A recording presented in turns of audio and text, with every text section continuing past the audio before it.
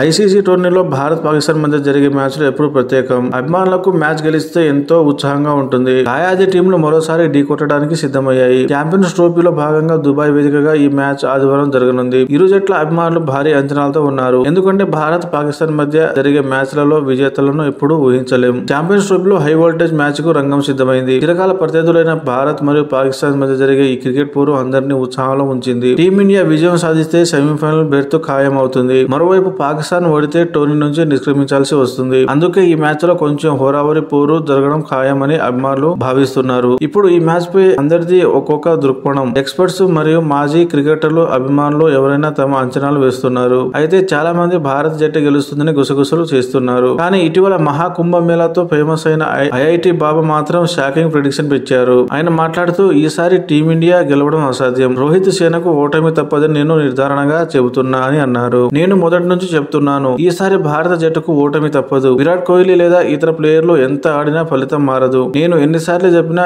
ఏం జరగాలని రాసి ఉందో అదే జరుగుతుంది. నేను చెప్పాను కదా, భారత్ ఓటమి తప్పదు. నేను గెలవద్దనే చెప్పానంటే అంతే. దేవుడు గొప్ప, మీరు గొప్ప అని ఐఐటి బాబా సీరియస్ గా వ్యాఖ్యానించారు.